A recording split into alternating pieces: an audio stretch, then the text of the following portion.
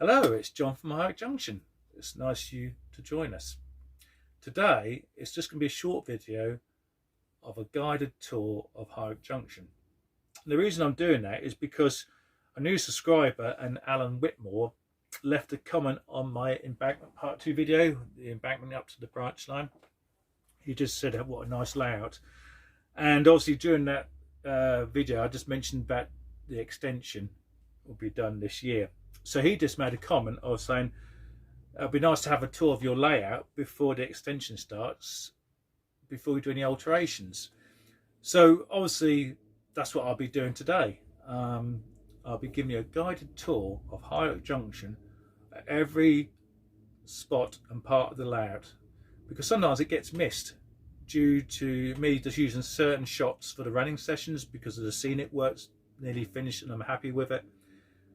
And like now, my talking bits, I always position myself here because I've got the nice backdrop of the layout, the branch line behind me.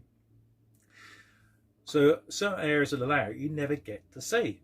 So today you'll get to see every inch of High Oak Junction, and you see it in its detail. We'll have chat to you about why we had it designed like that, why we chose to plan it like that, why we went for that sort of theme on that part of the layout, why we decided that track work, and obviously we'll discuss future plans and developments of High Oak Junction as well, like the new extension part, the stations, the centre iron platform station here, the main station at the back there. So you get to have an idea of what we're planning to do up here at High Oak Junction. So feel free to leave any comments, just like Alan did. You know, it shows I read them. I appreciate your comments you make, and also appreciate the new subscribers we had just recently: Warren Lodge, Michael Henfrey, Luke Murray, and Richmond Model Railway.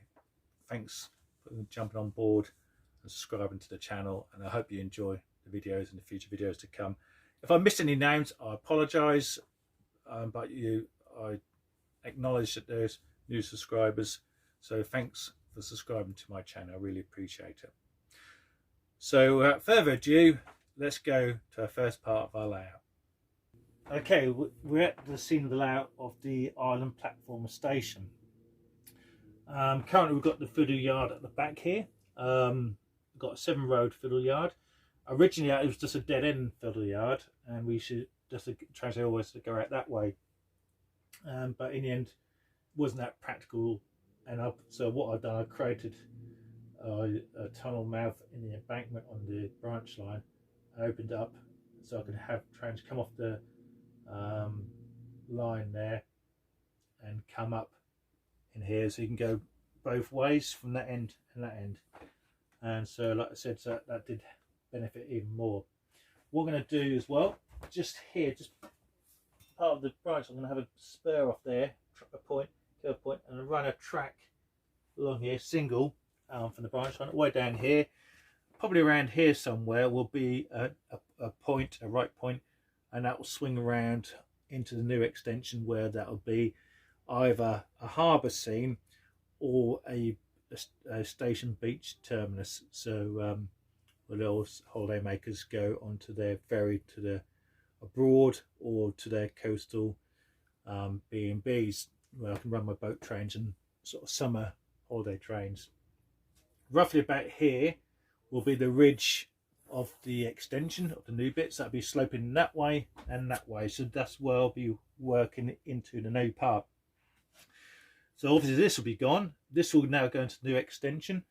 That'll be a bigger storage area, because that'll be longer and it'll be wider, because at the moment it's probably about just over 2 foot wide. So that'll be a bit wider in the new parts. So that means I have more storage space. The only thing I won't be able to do is have an end-to-end access, because obviously that'll be up against the extension wall. So what I'll probably do is have maybe a turntable at the end, so I can turn the engines around and they can come back the other way in the fiddle yard. But that's something to plan for the new future. Regarding track work at the front here, there will be some alterations around here, because at the moment we've got a track goes past the engine shed to this turntable. It was never really completed. We've got the 2-road engine shed here. There used to be a 2-road one up the other end there, but that's gone. We've got a head shunt there with the Class 40 sitting in, and the Royal Mail Post coaches. We have a passing loop here, that will stay. We've got a passing loop here, that will stay, and we've got another branch that goes off to the colliery and coal merchants.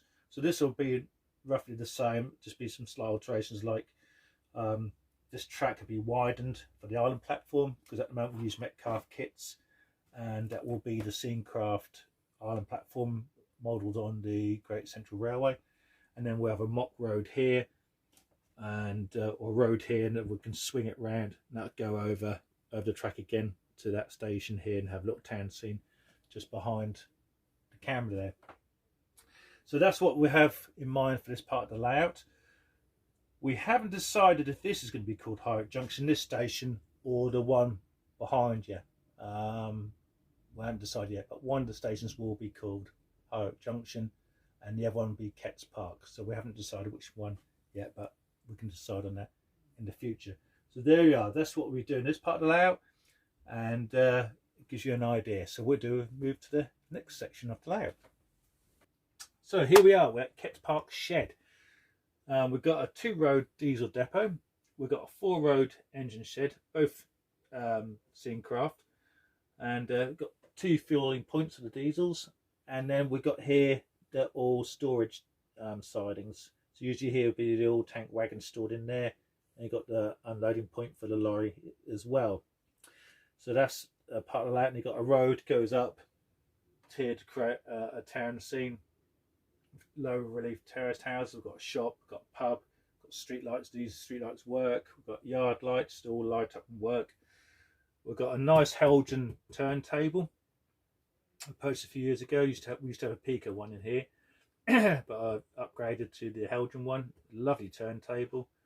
You can program to do the stops. I haven't done that as yet, but that's the sort of thing to do in the near future. So this is a part of layout I don't really use much in my running sessions. I don't know why, but I just haven't done it. But at least you get to see it now. Another part of High Oak Junction. So here, will there be any future alterations? I haven't decided yet. I might reposition, redo the board here, so I can reposition the turntable, because you can see here I'm just not happy with that bend here. It's a bit tight, and some of these track here is a bit tight here, so I might push it this way more and up, so we can have more straighter tracks. So it's not so tight on the bends. So that's the only really alterations what we'll probably do on this part of the layout. So next thing we're going to see is the main station, what Malcolm's working on. Let's take a look. So here we have it. This is the main station at High Oak Junction. We've got 2 bay platforms, one here, one here. We've got a little platform here for the cattle dock, and then you've got some sidings to Goodshire. We'll have a look in a minute. You've got your up and your down and up line. You've got another line here for suburban trains to come into as well, or parcel loop for the freight. Then you've got another line behind to allow for movement from other trains you want to bring off the layout or onto the layout. Plus you've got the track work here for the engines coming off the engine shed to come here to be fueled up at the coal stage. Now this track work might be done. We can push it that way a bit more, the track work, because obviously we've got space behind the coal stage. I have got a control panel then have built for the sidings and all the point work in here, but that's obsolete at the moment, so that's going to be redone. The track work at this end, Malcolm and me want to make that more curve, more sweeping. We found that that's a bit tight this end, and certain trains it does derail on that set track point that goes into the bay, so we want to make it less tighter, because obviously with the alterations when we do the extension we'll have a bit more leeway just to push it over a bit more, so we've got more of a sweep on the bend. So that would be good. So and make it better when the trains are going around the layout. Like I said, there might be some alterations here in front of the coal stage in point work, just to make it more operational with the points, because looking at it's not ideal. It's a bit of a haphazard manoeuvres to get the trains where you want them to go. So there'll be some more forethought in the point work there. What else we've got? The boarding from here all the way around down to where my Velux is, and the branch line will be lifted and new boards be put down. We're going to be using plywood instead of MDF. The reason I chose MDF was for sound deadening reasons, because obviously I'm in a semi-detached bungalow and I was just worried about my neighbours and creating noise up in the loft. But to be honest, I don't run trains up here in the evening. Usually I'm out of here by 7 o'clock the latest, if my wife's at work in the evening. And so I used Woodland Scenic's underlay, so that's good sound deadening stuff anyway. So I'll be going over to plywood, 9mm ply from here all the way around. So that's why it gave us the opportunity to redo everything, because Malcolm wants to redo the platforms. He's not happy with them. They've been done. This will be the 4th attempt on the platforms. First of all, we've done it with wood, then we've done it with just plastic edging and plastic tops, then we've done it with this bonding, and I think Malcolm's going back to wood again. So there's been a lot of changes, but we'll get there eventually, and that all this area will be redone, and that'll be a good station on the layout, the main station layout. And this, I would say, will probably be called High Oak Junction, and then Ketts Park will be no doubt the island platform there, and that'll be Ketts Park Shed, or High Oak Shed. Probably call it High Oak Shed, actually, not High Oak Junction, that'll be High Oak Shed. Okay, and just finally, the little goods shed there, that'll probably be moved and be put up on the branch line for the under sidings up there if we've got space, as we've got a good shed just here. Because this one won't be altered. The only thing I might just alter is just push the good shed that way a bit more. I can get about an inch, maybe 1.5 inches. So I can just increase the siding length here. So I can just get a 3MT tank in there. But if I want to get a bigger tank, or just a couple of wagons that knock in these ones, then if I get an extra 1.5 inch track in there, that'd be great. So that's probably what I'll just do alterations. The cattle dock was just here. Obviously that's not fixed down, so we can move that, lift it up when we redo the boards. And obviously got the track work here, so we'll probably just do some tweaks in the track work, point work, not working out, because obviously here we've got the 3-coach train and you've got the points here. But obviously if you want, the carriages have to stop there, so you get the train here to pass through the carriage that's overhanging the platform. So these points here, probably you've got to join here. So if I put my diesel here, you can still see if I put the start of the point here, that would miss the switch blades. So that means you can bring the train to here, and as you can see, it's virtually on the platform. So that's where you got to plan, you see, things like that. So you can run around the coach and stock, back up the end and back onto it. And same with this one, we'll make sure the point works well with moving the train around behind the coach to the other end and vice versa, replacing engines in the bay platforms. So there we have it. That is the main station of the platform. Now let's move on to the next part of the layout. Now here we have the cement works at High Oak Junction. Malcolm created this, and it's just a nice little scene, additional scene to the layout. You do get some of the shots when I position myself just here, looking down the line there when they come out of the tunnel. So you do get an odd glimpse of the cement wagon or the cement hopper here. But this is the cement works. There will be probably some alterations, just finishing touches to this part of the layout. But it just gives it another scope to the layout. It's another sort of bit of a scene created. And as you can see, if I just put the camera up here, you can just see up here we've got where that signal box, and just in front of that cement wagons, that is the storage of empty cement wagons, and you've got class 20 sitting there on the other siding as well. So you've got some nice sidings there, and you've got some sidings just down here on the layout as well, cement works, and you've got some you can just run in here where that sort of pug is. There's a piece of track work in there, so it gives another bit of scope to the layout.